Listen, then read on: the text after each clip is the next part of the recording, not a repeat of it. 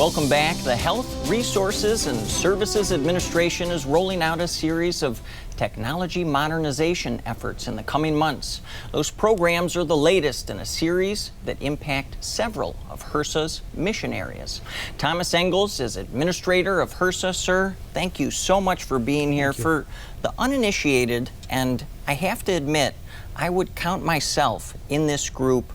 Talk a bit about HRSA's mission. Very unique. It surprised me based on how many people HRSA serves on a daily basis. Talk about the mission. We're a very broad organization. We have a number of programs that actually touch patients. We're actually one of the few programs within all of HHS that actually touches programs. But we serve geographically and medically underserved areas. We have the federally qualified health centers. We have the Ryan White HIV/AIDS program. We have the leprosy program in this country. So we serve a number of very unique programs, and we touch a lot of lives. I read more than 30 million people. Some of those communities, a lot of them are economically, medically vulnerable. Talk about some of those vulnerable communities that you sort of target in a really positive way on a daily basis. We serve through the federally qualified health centers. We have about 1,400 sites, facilities across the country that we actually provide funding to.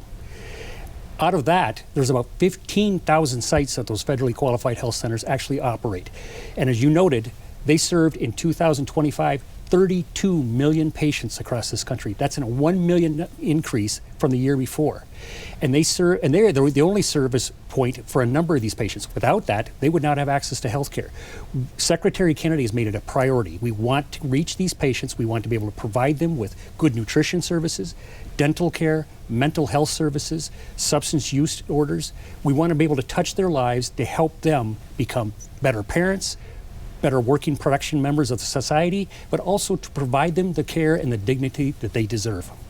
Give me and our audience a bit of a history lesson, sir, if you would. Like, this isn't your first rodeo. You were a member of the first Trump administration, and some of the top priorities at the time were the opioid crisis. Correct. Certainly the COVID-19 pandemic. You're back, second Trump administration. How do those priorities from the previous time in office for you compare to some of the key priorities that you're taking on now? What are those priorities? You're correct, George. This is my second go around as the HRSA Administrator, and I'm honored to be back as the HRSA Administrator. We started a number of the programs that you're actually seeing us implement today. We started in that first term. COVID came along and stopped a lot of this, but COVID was not the end of HRSA. COVID actually gave us an opportunity to really show what HRSA could do. At the time, Secretary Azar called me and said, we're thinking about putting the Provider Relief Bureau out at HRSA. And I said, I think we can do that. And he goes, that's not the answer I'm looking for. And I said, Mr. Secretary, we can do that. And we operated a $178 billion program out of HRSA. We made sure providers were receiving payments. We made sure that patients were still able to see their providers. All of that was being operated through HRSA. But prior to that, some of the stuff that we're actually doing now as it relates to organ transplantation and the modernization of that system, we started under the first Trump administration.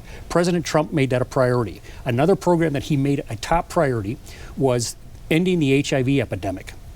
Today, President Trump wanted us by the year 2030 to be at 90% viral suppression rate for somebody with HIV/AIDS. We were able to get that. Today, we're at 91.4%. That's a significant increase. That's a significant accomplishment. And we actually beat the president's goal by 4 years. President Trump, Secretary Kennedy have made these priorities, and we're going to continue to make those priorities. You mentioned Secretary Kennedy, the Make America Healthy Again, or MAHA initiative. Talk a bit about HRSA's role tied to that. I mean, you're part of HHS. Secretary Kennedy, that's his signature initiative. What role does HRSA play in shepherding that through government? We are geared for the Make America Healthy initiative because we have a number of programs that actually touch patients. So we actually have programs that teach patients about nutrition through our federally qualified health centers, and the 1,400 of them we have across the country. We actually are able to help teach patients nutrition services, help them understand how good nutrition leads to good health outcomes. We also have programs that it deals with maternal health programs across the country. where we can help expected mothers and newborn mothers become good parents and good mothers. They have a very difficult job at times. My mom had a difficult job raising me. I know she did, because she talked to my dad about it numerous times. But we also made sure that we're making sure that they have all the resources that they need. So, for example, we have a hotline that we would like, and everybody and all your listeners to know about, that is 1-833 TLC MAMA, TLC Mama. It's open to anybody that wants to call. We have newborn mothers that are just having challenges. Could be postpartum depression, could be multiple things. We encourage them to call, use that number, talk to somebody, and then we can help them get help. Whether it's going to one of our federally qualified health centers, whether it's going to one of our Ryan White HIV clinics, or if it's going to one of the federal hospitals that the Federal Office of Rural Health Policy that operates through HRSA. And we are the only office within HHS that deals solely with rural health issues. So we incorporate a number of different areas. And then when you add all that together, another major component that we have the only office that deals with telehealth services. And we try to incorporate all of our telehealth technology and telehealth expertise to making sure that patients can be monitored, patients can get those services. I come from Wisconsin. Wisconsin, like we're seeing here, gets a lot of snow in the wintertime. And when northern Wisconsin, somebody's waiting to get an appointment scheduled, and all of a sudden the day that they're supposed to have that appointment, and they have to come down to Madison for it, we get a snowstorm and they can't make it down, we actually help them now with telehealth services to make sure that their providers can be connected and their services can still be offered to them. Tom, you mentioned rural health. That's another really key focus for this administration. $50 billion rural health care in the big, beautiful bill. I note that CMS oversees that program, but how does your office help facilitate? Is it logistics? Is it expertise? Is it all of the above? All the above. One of the first calls after the bill was passed, and CMS was authorized through the Rural Transformation Fund to actually come up with a program and make sure that states would know how to access that money. One of the first calls that Dr. Oz made, who is the CMS administrator, he called me and said, "Tom, we need your help in this." Reason being is because the Federal Office of Rural Health Policy at HRSA has all the expertise. We know how to set these programs up. We understand how these programs operate. We understand how states utilize these programs. He called us. We've had a team working with his team from the very beginning, and they're continuing to work for it. They're evaluating plans. They're helping advise Dr. Oz on ways that they can implement these plans. We want to make sure those dollars are being utilized in the best possible way. Tom, stay right there. I have so much more I want to talk about with you. You can read more about modernization at HRSA on today's show page at fedgovtoday.com. Up next, making the people piece of healthcare work better. More with Director Engels when FedGov Today with Francis Rose continues in a moment.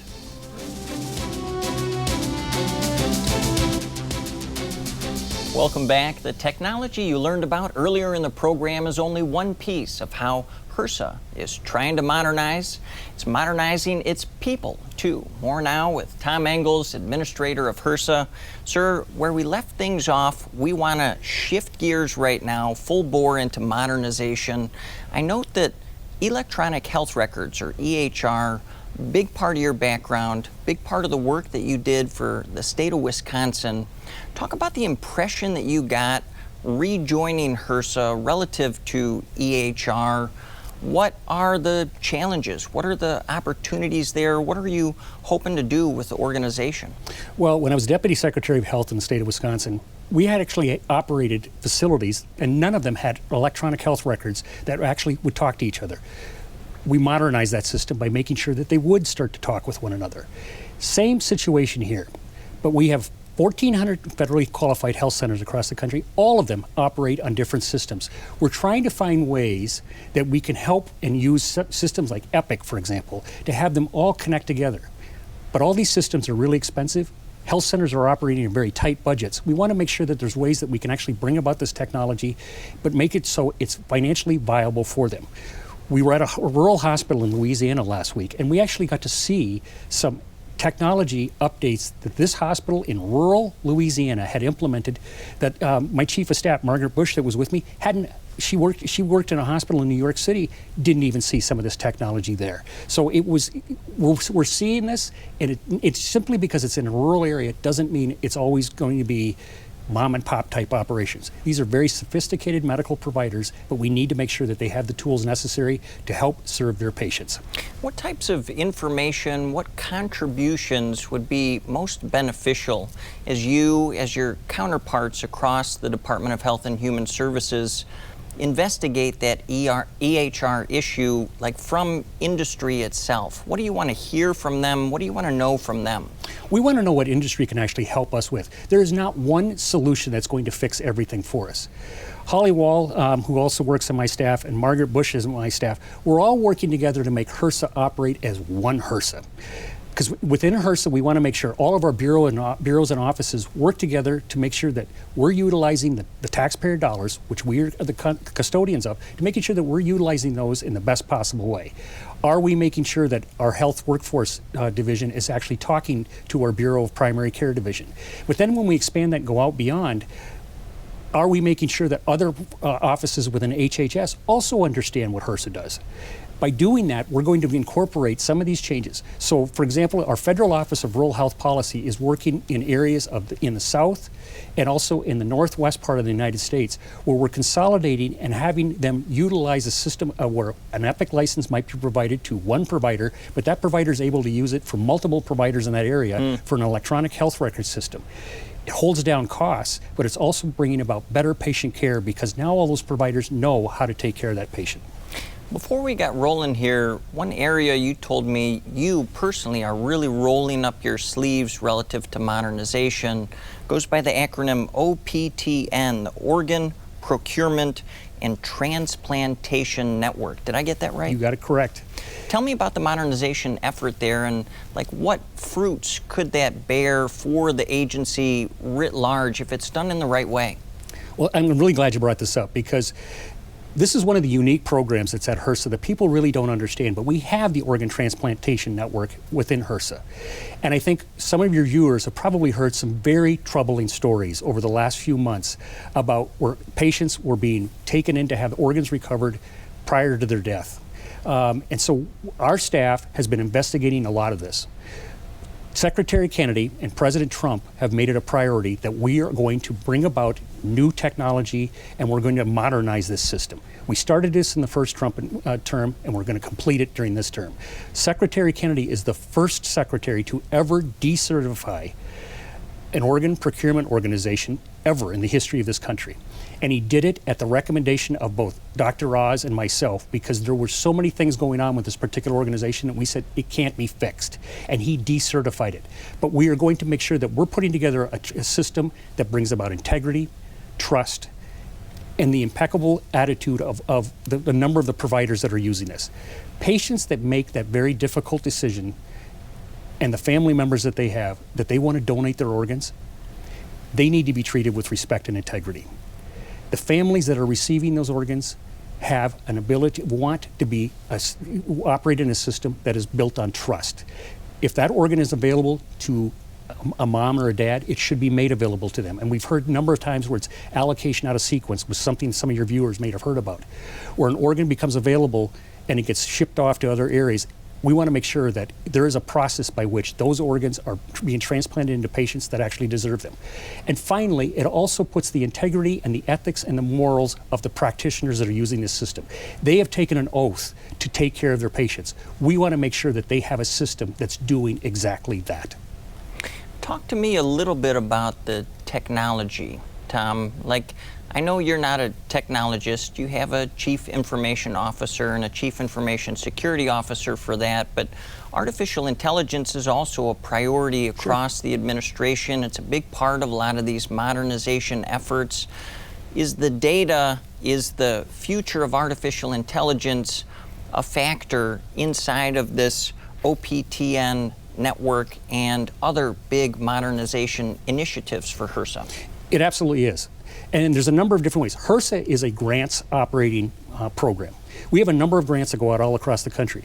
We're utilizing AI and other technologies to help us evaluate those grant applications when they come in. We're making sure they meet the priorities of Secretary Kennedy and of President Trump and of this administration. And by doing that, we're able to help streamline the process, find true systems, find efficiencies within those systems, but also help us identify areas that we never thought about maybe go into before. There are a number of patients and a number of programs across this country that they might be sitting around a coffee table or sitting around a kitchen table and say, we got an idea of how we should do this. We want to take pilot programs, model them, create them, and then be able to take them across the country.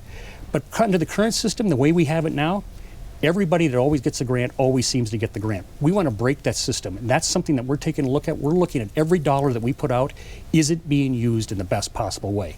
I believe with the AI systems that we're utilizing and utilizing through the department, we're going to be able to accomplish that. Great message to close on for our audience here in Metro DC, around the world, and the American Forces Network with HRSA Administrator Tom Engels. Tom, thanks so much, sir. Thank you, and I would like to thank our members of the military for their service and also thank all of our federal employees.